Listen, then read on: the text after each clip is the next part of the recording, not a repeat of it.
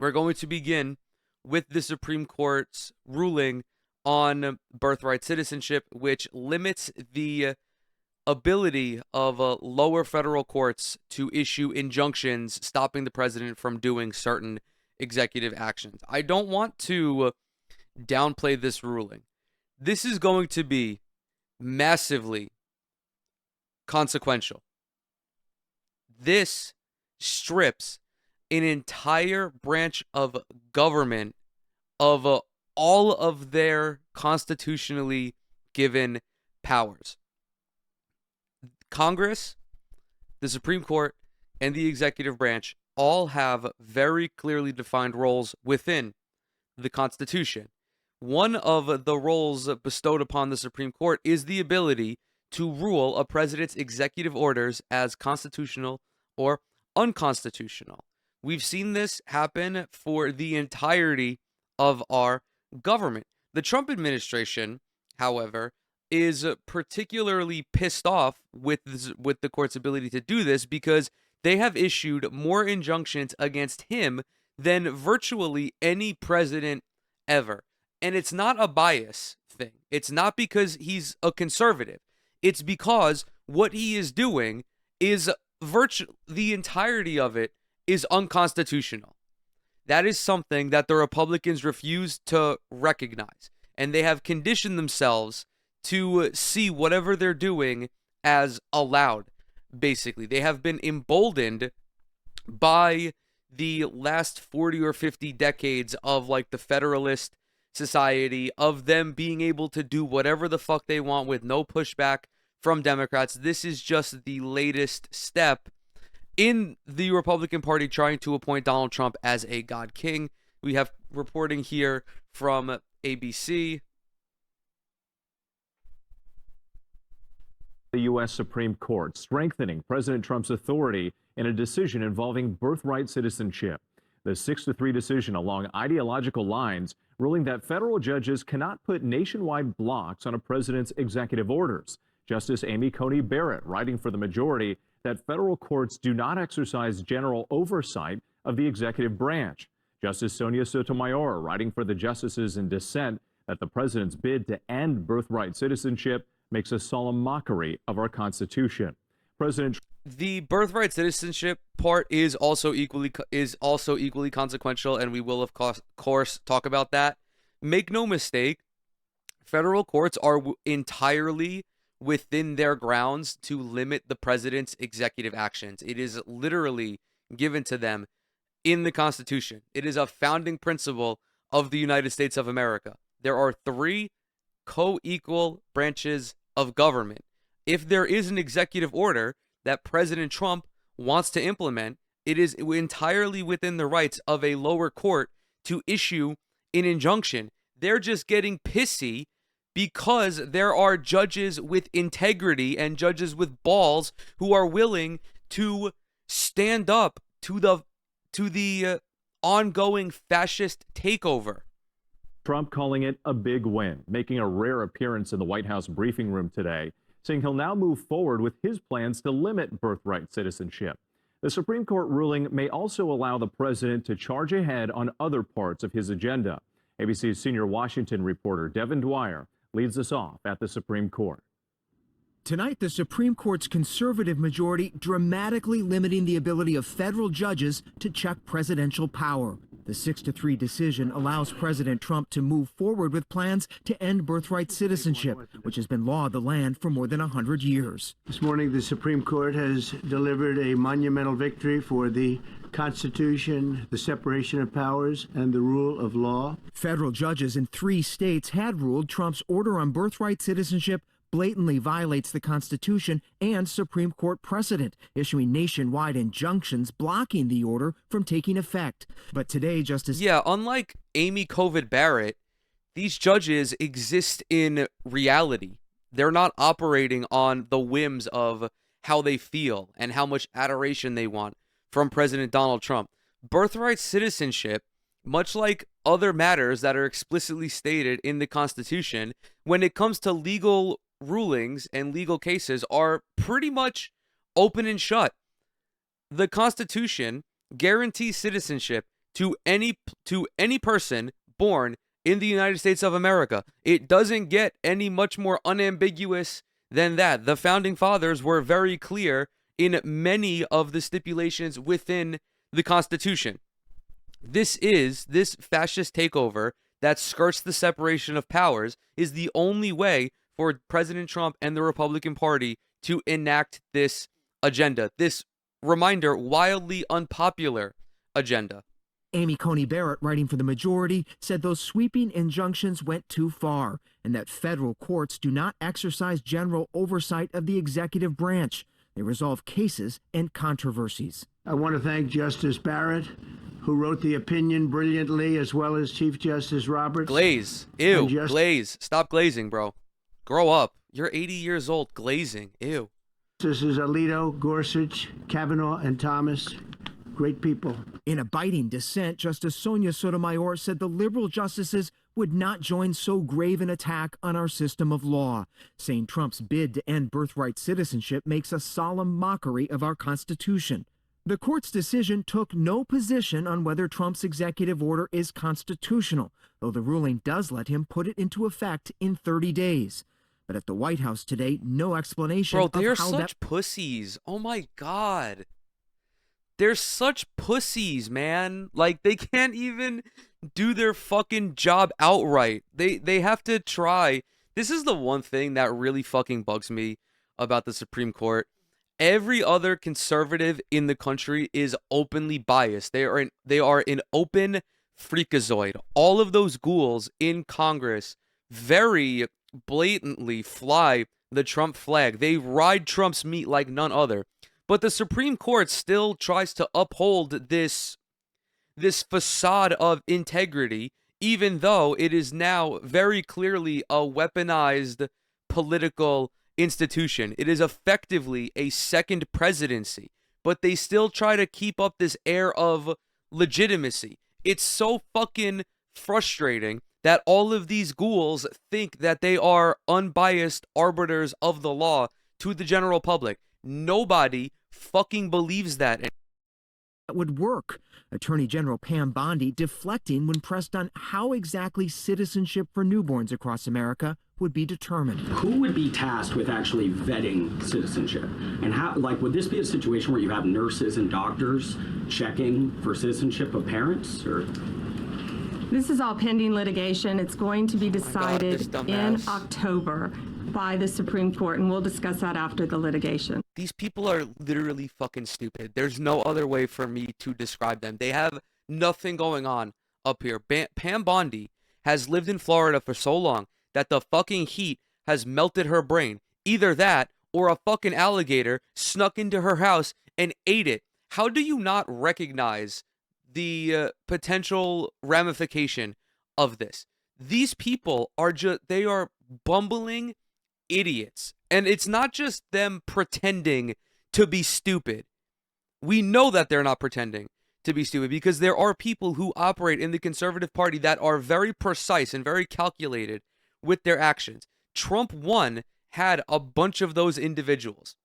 Regardless of how sick and depraved they were, they at least had a plan and they had foresight. Nowadays, Donald Trump has filled his cabinet with dick riders and loyalists and sycophants. None of them have any idea of what the fuck they're doing. However, I will say this much. Pam Bondi and the Trump administration does not give a fuck about who has citizenship or not. What have I been telling you guys? For the last 5 months that they've been doing these Gestapo-style raids and kidnapping all of these migrants, and even in some cases U.S. citizens, the faster that they are able to strip you of your citizenship, the faster that they are able to get rid of the multiple tiered citizenship system, I should say, is the faster that they are able to strip everybody of their civil rights and their civil liberties. If you have no way of determining citizenship, then nobody is a United States citizen, and nobody has the constitutional protections that come along with being a United States citizen. This, regardless of how stupid this bitch is is ultimately a part of their plan, whether it was done intentionally or not. Remember, if there is no way for them to distinguish citizenship status, there is no citizenship status. And everybody can get rat fucked by ICE and by the federal government with no protections and no recourse. But there is currently no litigation before the Supreme Court in October involving birthright citizenship. Still, opponents of Trump's order are vowing to get the issue back before the justices as soon as possible. With the impact of today's decision could be far-reaching. Dozens of federal judges have issued nationwide injunctions against some of President Trump's controversial policies, from layoffs of federal workers to federal funding freezes of foreign aid. Some of those injunctions may now need to be rolled back or lifted entirely. Whit? And Devin, the Supreme Court also issuing several other major rulings today. It sure did. The Supreme Court upheld those popular Obama— Before they get into the other rulings, because I do want to discuss those as well. When a court issues an injunction, the president is supposed to stop. They're supposed to stop what they're doing and find the appropriate avenues to continue with their agenda. We saw this play out when Joe Biden tried to cancel student debt. The Supreme Court said, "Nuh-uh, Grandpa, you can't do that." And he was like, "All right, Jack, I guess everyone's getting more debt," even though there were other ways that he can cancel student debt, like under the 1965 Higher Education Act. There are ways in which the president does have explicit legal power. If they don't have the power to enact this legislation or to follow through with this executive order legally, they appeal that decision. And the appeal gets escalated to the Supreme Court, where ultimately they side on their political basis. That is now gone, right? There are additional hoops that people have to jump through to challenge these executive orders. I'm pretty certain that now private law firms and nonprofits like the ACLU and the NAACP are going to have a more prominent role in fighting this legislation, even though they're already doing that. It's going to be costlier. It's just going to be extra hurdles for these firms to have to overcome to fight back against Donald Trump. Now,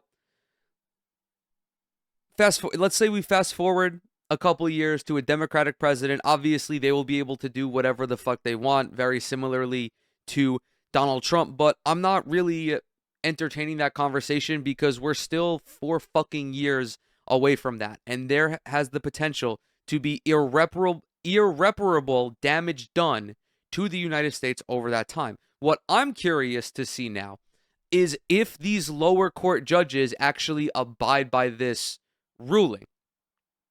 I don't know if they can just continue to hand out injunctions. I don't know if there is any sort of legal ramification from that. I'm kind of curious to see if these lower court judges see the situation and they're like, well, if these guys aren't playing by the rules, why don't we not play for the rules and still issue these injunctions anyway? It's going to be a fucking disaster. I know that much.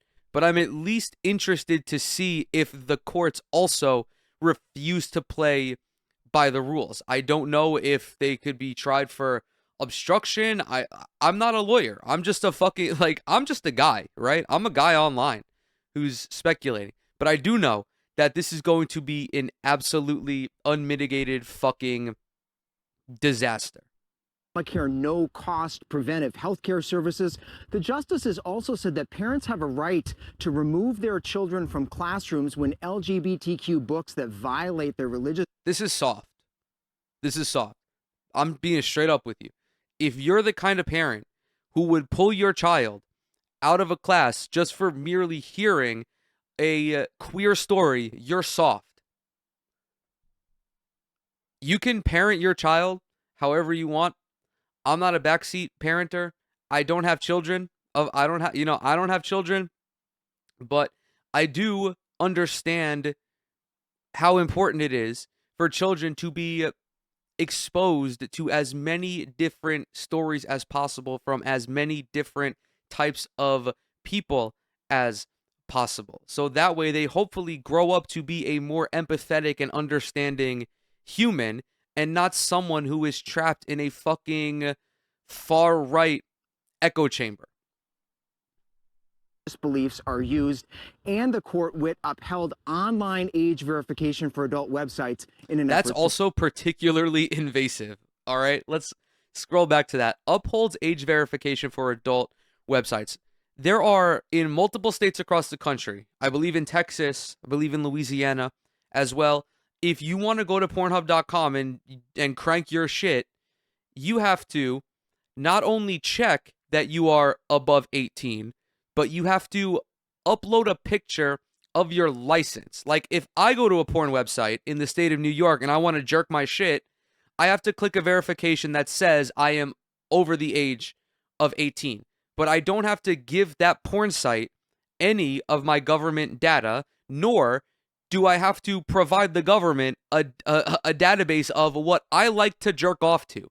It is remarkably invasive that red states are doing this, that they are amassing, they are creating a fucking goon cave on all of their residents. They tie your specific kink directly to you against the will of the porn company. Mind you, I remember seeing, like, when this first happened, Pornhub is like, we don't want to do this. We think this is gross and weird. But if you want to use our site as a resident of Texas, then you have to give us your government issued ID. It is also worth noting, because it is slightly related. I think that Mike Johnson personally pushes for this because he is also a freak. Him and his son were masturbation accountability buddies. They had an accountability database for them jerking off. Like, this is fucking weird, dude. The penis police, the Republican Party, are the penis police. and the court upheld online age verification for adult websites in an effort to protect children. Whit? All right, Devin Dwyer with that major news from the Supreme Court. We appreciate it. Thank you. Yeah, dude, like, it's so bleak. It's so bleak. And like, it didn't have to get to this point either. The Democrats fucked us. Yeah, I'm blaming the Democrats for something the Republicans are doing because I just spent 20 minutes blaming the Republicans. But the Democrats have not done anything to mitigate this judicial attack. They didn't fucking pack the courts when they had the chance. They didn't even consider expanding the court to make it more equitable because 9 justices is a fucking scam. This shit is bullshit. Straight up. It's bullshit that 9 unelected goblins are able to dictate legislation that impacts 350 million people. This shit is a goddamn joke. And it is only going to get more and more grotesque as the Trump administration goes on, as we get deeper and deeper into the Trump administration. As we've already seen over these first 6 months, their depravity has no bounds. And now the Supreme Court is matching that depravity.